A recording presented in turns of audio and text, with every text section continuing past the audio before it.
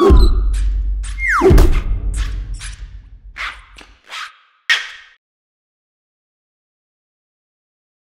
everyone, welcome to another good e-reader comparison video. My name is Michael. This is Peter. And we have the iPad mini versus the Amazon Kindle Fire HDX today.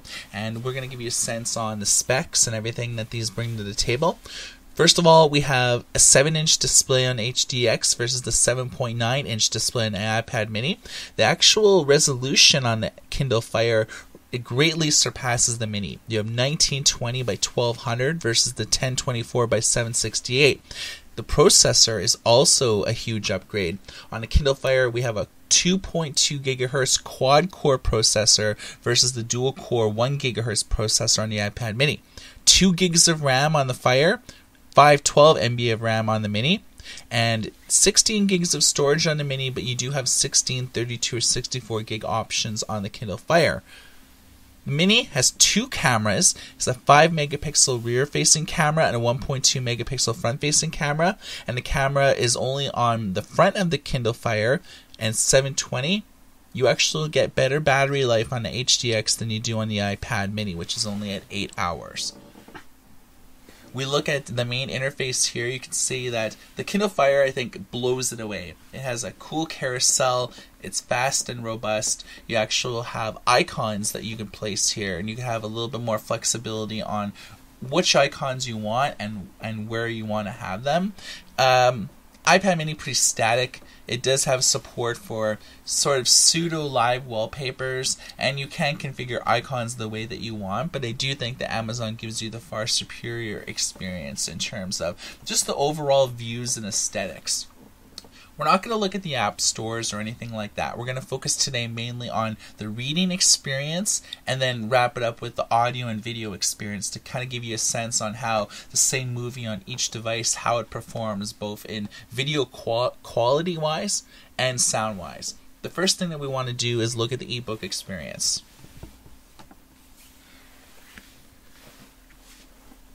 They look very similar in terms of the white on black. Actually putting these side by side, you actually see that each individual letter, at least with the naked eye, is a lot more pixelated on the iPad than it is on the Kindle.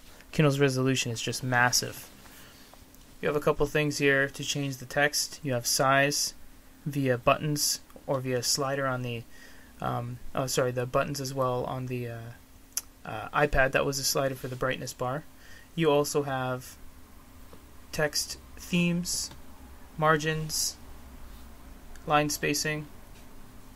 iPad has similar features. They also have a scroll feature where you can just scroll endlessly throughout the entire book until you're pretty much done. So it's like one big page. Yeah, instead of having to churn pages, you just scroll, which may be applicable to some users. This feature's only on the iPad mini. Both of them have long press capabilities. You can make highlights, notes, different colors. Let's make a note and compare keyboards. So they're pretty much identical. The iPad has a little more room in between each keys because it's got a bigger screen and more room to do that. You have predictive text on the Kindle here, so you can actually quickly jump to whatever you want to write. I think the Kindle, in terms of its functionality on its core apps, because iBooks is the core app with Apple, which is why we're looking at it, and then the default Kindle reading app. I like the translation feature. This is very cool. You can translate any amount of text, be it the entire book or page by page, into any language. You get a multitude of languages here, and you can actually have it read back to you.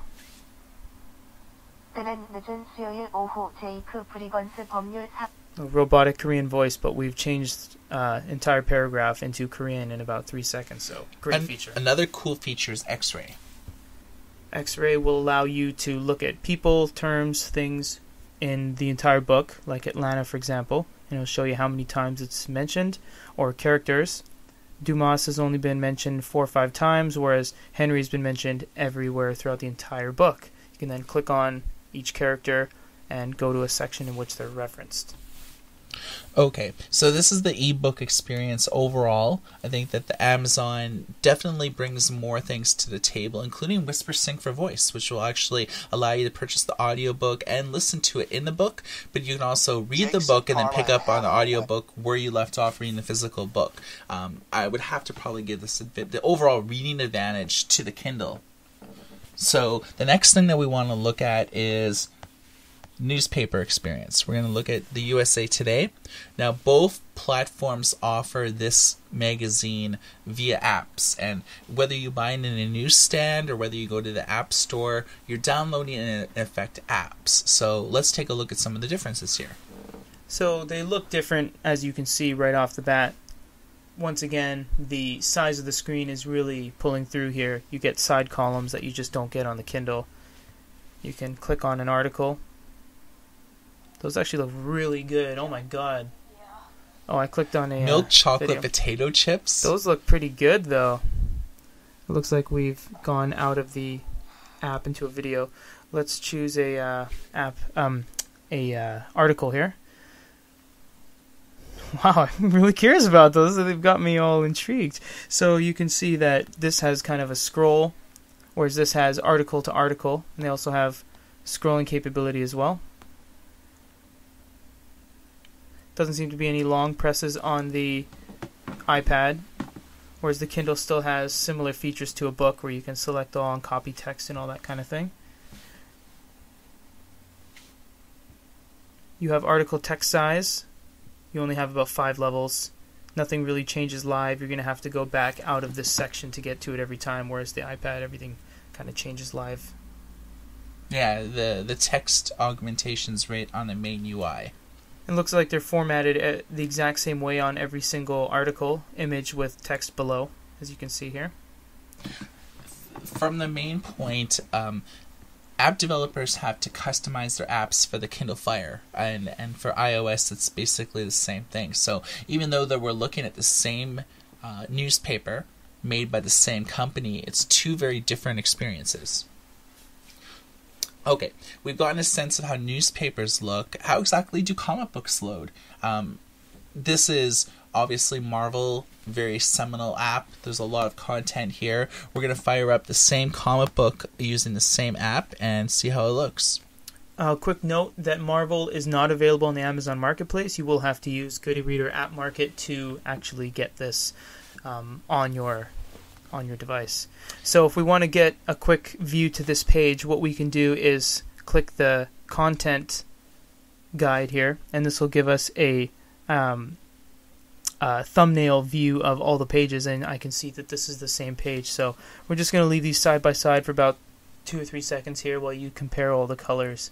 You'll notice some subtle differences. The iPad's bigger screen, less resolution, tighter screen. The resolution is a lot more compact. So what I'm noticing right off the bat is the resolution on the Kindle Fire is surpassing this, because you can see there's a lot of oranges here on the screen. There's a lot of oranges here, whereas on the Kindle Fire it's gradients of like yellow is how they're supposed to be. I'm usually pretty good at this. Oh, failed. But they have the guided view, so you can tap on a particular segment, and they both do it very well. Both have the exact same speed to them.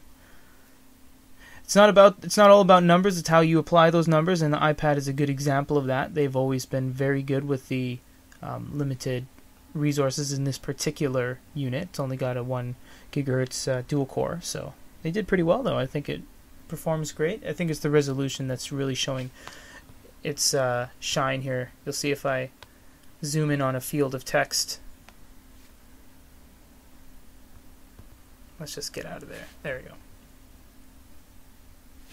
You can tell how much more pixelated that is than that. So Yeah, in effect, I mean, it's as easy as getting a Marvel app as going to the App Store and downloading it.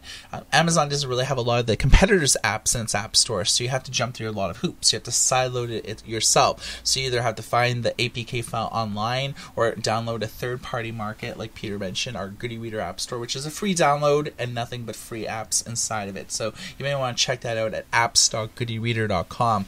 Next, let's look at the magazine experience, because these tablets really excel when it comes to looking at the more media-centric type of stuff. So we have a Rolling Stone magazine, and we will open the same issue.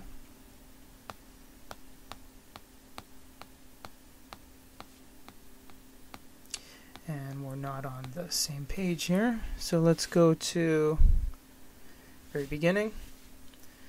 So wow, look at the screen size taking effect there. Wow, it actually doesn't come all the way to the bottom. Yeah, on the that's Kindle. weird. Leaves you room for your little bar there, so it's kind of hidden and it doesn't fill afterwards.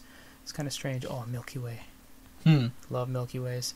So you see you have a scrolling effect here, whereas you have the page turn effect, little peak on the Kindle Fire.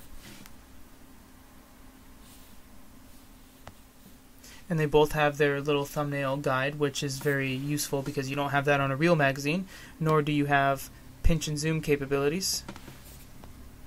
Looks like the iPad is maxed out in what it can actually zoom. It doesn't seem to want to go any Yeah, you can't closer. zoom at all with pinching and zooming.